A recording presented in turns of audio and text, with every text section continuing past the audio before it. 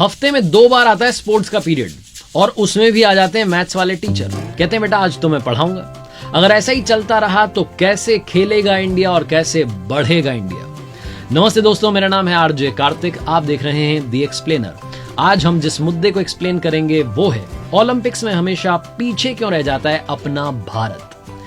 आइए सबसे पहले बात करते हैं उन टॉप 10 देशों की, उन टॉप 10 कंट्रीज की जो मेडल्स टैली में हमेशा टॉप पर रहते हैं। अब तक उन्होंने सबसे ज्यादा मेडल्स जीते हैं। सबसे पहले बात करते हैं अमेरिका की। यूएसए ने 2800 से ज्यादा मेडल्स जीते हैं। उसके बाद आता है यूनाइटेड किंगडम, जिन्होंने 800 से ज्यादा मेडल्स जीते हैं। फिर आती है जर्मनी, जिन्होंने 800 से ज्यादा मेडल्स जीते हैं। फ्रांस ने भी 800 से ज्यादा मेडल्स जीते हैं।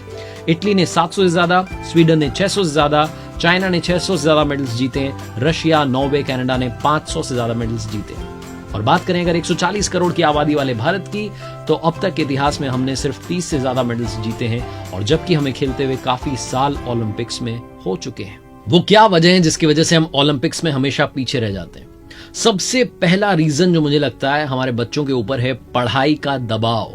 आप माने या ना माने, हर कोई चाहता है कि उसका बच्चा बड़ा होकर के डॉक्टर बने, इंजीनियर बने, आर्किटेक्ट बने, वकील बने, सब बन जाए, लेकिन एथलीट ना बने।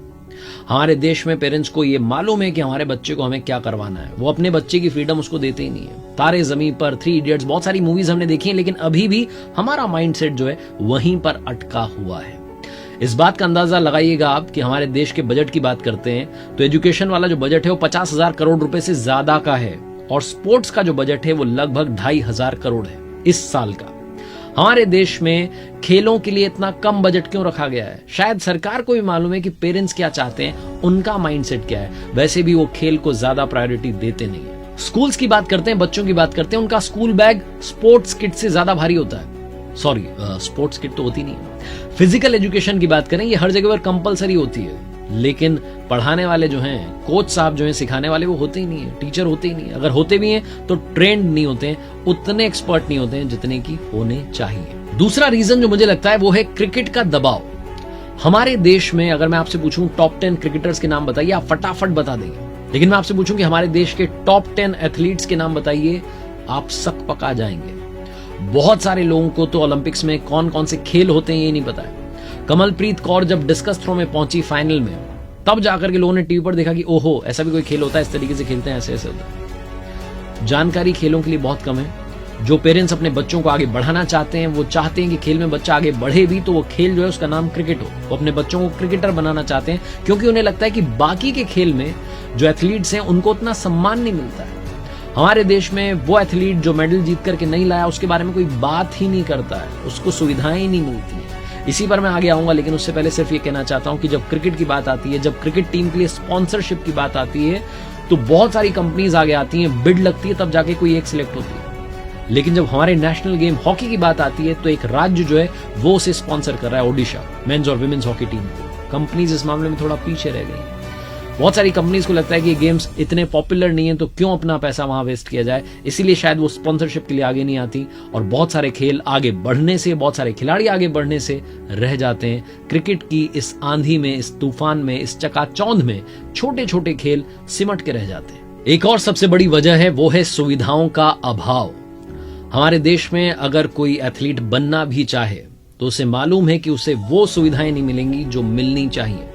हमारे देश में आप जितने भी मेडलिस्ट को ले लीजिए, बड़े एथलीट्स को ले लीजिए, उनकी यात्रा को आप शुरू से देखना शुरू कीजिए, पढ़ना शुरू कीजिए, भर भर के स्ट्रगल मिलेगा। उन्होंने उस सुविधाओं के अभाव में भी कमाल किया है, ये उनकी काबिलियत है। वरना तो आपको ही मालूम है कि हमारे यहाँ पर अभी भी सुविधाओं का अभाव है। जैसा कि मैंने बताया, स्पोर्ट्स बजट काफी कम है। जब इतना कम बजट होगा तो फिर कैसी सुविधाएं होंगी, ये भी आप समझ सकते हैं। अमेरिका क्यों आगे है? क्योंकि पहली बात तो वो रिच हैं, बहुत पैसा खर्च करते हैं, स्पोर्ट्स में बहुत पैसा खर्च करते हैं, और शायद इसीलिए वो हर मामले में ओलंपिक्स में आगे निकल जाते हैं। तकरीबन 3,000 मेडल्स उनके नाम हो जाएंगे बहुत जल्द, जिस स्पीड से वो लोग मेडल्स जीत रहे हैं। आप सोच रहे होंगे अमेरिका की क्यों बात कर रहा हूं? पाकिस्तान की तो बात करने से रहे, जहां के बहुत कम खिलाड़ी वहां पहुंचते हैं, उनकी बात नहीं करते, अमेरिका की बात करते हैं। उनके बारे में जब थोड़ा रिसर्च कर रहा था तो मुझे एनसीएए के बारे में मालूम चला, national collegiate athletics association. NCAA हर साल इंटर कॉलेज स्पोर्ट्स कंपटीशन करवाता है, जिसमें बड़े से लेकर के छोटा तक हर कॉलेज जो है पार्टिसिपेट करता है।